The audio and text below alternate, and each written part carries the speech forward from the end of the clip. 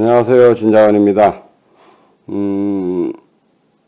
택시TV라고 제가 유튜브 방송을 시작합니다. 지금 여기는 저희 와이프 사무실이고요. 와이프 사무실에다 방송 장비를 좀 만들어 놓고 여러분들이 궁금하시는 부분들을 조목조목 한번 짚어서 방송을 시작해 보려고 하고 있습니다. 첫 번째로는 카풀입니다. 카풀 과연 어떻게 흘러갈 것이냐. 처음 하는 부분들이기 때문에 좀 부족한 부분들이 분명히 많을 거고요. 그 부분들 조금 이해해 주시고 보셨으면 좋겠고요. 앞으로 발전하겠습니다. 많이 못합니다. 좀 서투르고, 그런데 좀 이쁘게 좀 봐주셨으면 합니다. 좀 시작해보면, 제가 보는 카풀은 끝나지 않았나 싶습니다. 카풀은, 끝나지 않았나 싶어요. 지금 타계단체 대타협기구에서 카풀을 논의하고 있는데, 오늘 어제자 신문을 잠깐 보고 가시면,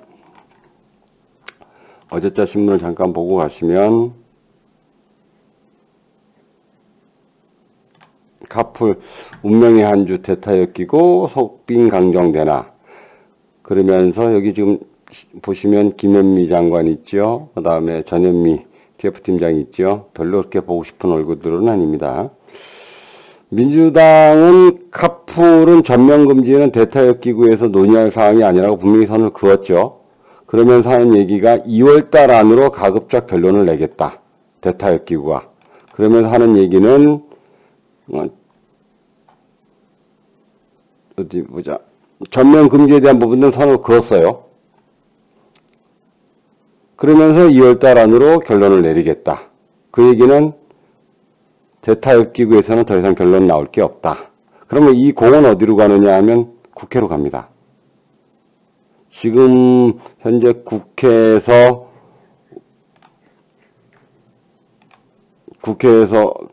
아이고 죄송합니다. 국회에서 이런 것들이 좀 미비하죠. 국회에서 안이 3가지가 올라가 있어요. 첫 번째 안은 2시간. 그 다음에 3시간. 2시간은 아침 7시부터 아침 9시까지. 그 다음에 3시간은 7시부터 10시까지, 7시부터 10시까지가 되겠죠. 출퇴근 시간. 그 다음에 전면금지안. 이렇게 3가지가 올라가 있습니다. 그 중에 전면금지안이 받아들일 확률은 저는 굉장히 낮다고 봅니다. 왜 그러냐면 국회에서 전면금지안을 내보낼 경우에는 카풀을 택시업계에 밀려서 만세부릉 모양이 되거든요. 그건 그렇게 바람직하지 않습니다. 국회 입장에서 놓고 보면. 그렇다면 어떤 안을 통과시킬 것 같으냐면 제가 생각할 때의 느낌은 2시간을 하지 않겠느냐 하는 게 제 개인적인 생각입니다. 반드시 맞는다는 건 아닙니다만 그렇게 마무리가 되지 않을까. 우리 입장에서 놓고 봐도 2시간의 안이 된다면 그렇게 나쁠 게 없습니다. 어차피 그런 안이 국회에서 통과가 돼서 카풀이 2시간이 된다면 업체 측에서 수익이 나지 않기 때문에 대대적인 광고나 이런 부분들을 운영할 수 있는 입장이 되질 않습니다. 카카오 입장은 뭐였느냐 하면 첫 번째 안이니까 그 시간의 개념보다는 횟수의 개념을 좀 놓고 많이들 했었어요. 그게 시나리오 1입니다. 근데 그 시나리오 1이 망가졌어요. 그러면 어떤 현상이 일어나느냐면 이제는 시나리오 2가 나옵니다. 그 시나리오 2는 뭐냐 하면 타고 솔루션입니다. 타고 솔루션은 보시면 2월 7일 1월 3일 업무 협약하고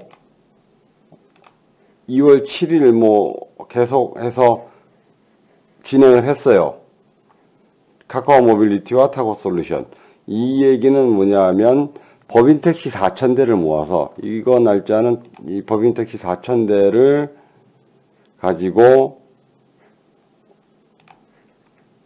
이게 시나리오 2입니다. 법인 택시 4,000대를 가지고 반가운 얼굴 한번 보이시네요. 법인택시 4,000대로 카풀을 진행하겠다. 지금 현재 할 것 같으면 굳이 카카오 택시가 있는데 타고솔루션이라는 회사와 다시 웨이고라는 브랜드를 내보낼 이유가 없죠. 그러니까 택시를 이용한 첫 번째 시나리오는 자가용을 이용한 수익 창출이었다면, 카풀로 인해서에 대한 수익 창출이었다면, 두 번째로는 택시를 이용한 수익 창출. 기존의 카카오 택시로는 수익 창출이 없죠. 이걸 이제 새로운 콘텐츠, 웨이고라든가 뭐 유아 전용, 또 펫택시 이런 부분들 부가 서비스를 이용해서 먹을 수 있는 파이들을 만들 수 있겠다는 게 카카오의 시나리오 2인 듯 싶습니다. 그래서 그 시나리오 2가 이미 진행이 되어 있고요. 하고 있습니다. 그러면 택시 입장에서 보면 어떻게 볼 것이냐. 굉장히 좀 민감한 문제이긴 합니다. 카카오와 손을 잡고 카카오와 그 진행을 한다는 것이 과연 바람직한 것이냐에 대한 부분들은 제가 입장에서도 봐도 결코 그렇게 바람직하지는 않습니다. 또 우리가 또 적극 협조를 해야 할 필요도 없고요. 현재는 법인택시와 함께 하고 있기 때문에 개인택시와는 협조가 아직 안 이루어져 있기 때문에 저는 그렇게 반갑지는 않습니다만, 제가 생각할 때 시도 자체는 괜찮다고 봅니다. 지금 현재 택시에 대한 요금 체계를 보면 A지점에서 손님을 태우고 B지점까지 가는 오로지 이 요금 체계만 가지고 있습니다. A에서 승객이 타고 B로 이동하는 요금 체계만. 그 와중에 정차 중이라든가 아니면 다른 어떠한 서비스가 들어갈 수 없게끔 돼 있어요. 예를 들어서 A에서 B까지 목적지로 가는데 손님이 5분간 정차를 원한다고 해서 우리가 5분간에 대한 대기료를 별도로 받을 수 없습니다. 결국은 정차대에 있어서 받는 미터기 요금 이외에는 전부 다 불법 요금입니다. 지금 현재 택시 요금 체계는 이래요. 그런데 카카오가 나오면서 이 요금 체계를 깨줄 거라고 봅니다. A에서 B까지 가는 요금 체계 말고 유아를 동반한다든가 짐이 많다든가 동물을 동반한다든가 또는 이런 경우도 있을 수 있습니다. 예를 들어서 지금 현재는 서비스가 어렵지만 그냥 어렵다는 얘기는 안 하고 있다는 얘기는 아닙니다. 암묵적으로 개인적으로 하고 있지만 공식적으로는 안 됩니다. 어떤 서비스냐면 예를 들어서 병원에 모시고 가는데 2시간 동안 기다렸다가 다시 태워가지고 오는 서비스. 그쵸? 근데 병원에서 예를 들어서 수면 내시경을 할 경우에는 수술 같은 게 아니기 때문에 특별하게 보호자가 필요 없습니다만 보호자가 필요해요. 보호자가 없으면 근데 그 보호자는 굳이 가족이 아니어도 됩니다. 그러면 가족이 아닌 보호자를 간병인을 따로 쓰고 또 택시 서비스를 따로 이용하는 것보다는 간병인과 택시 서비스, 택시 기사가 간병인이 되면 됩니다. 우리 입장에서도 놓고 보면 굳이 요금을 많이 주는데 마다할 이유는 없습니다. 그죠? 요금에 대한 부분들이 적정량이 책정이 된다면 2시간 동안 대기했다가 태우고 가서 2시간 동안 대기하고 그리고 다시 태워다 주는 그런 서비스는 얼마든지 할 수 있는데 해야 된다가 아니고 할 수 있는데 지금 현재의 요금 체계로서는 불가능합니다. 이런 요금 체계들이 아마 계속해서 쏟아져 나올 겁니다. 그런 입장에서 놓고 본다면 굉장히 바람직한 얘기입니다. 단 카카오가 하기 때문에 속은 좀 상합니다. 다른 업체들이 분명히 나올 거고 다른 업체가 나온다면 우리는 카카오를 제외한 다른 업체와 손을 잡고 진행을 해야 되지 않을까라는 게 제 개인적인 생각입니다. 첫 번째 카카오를 좀 짚어봤고요.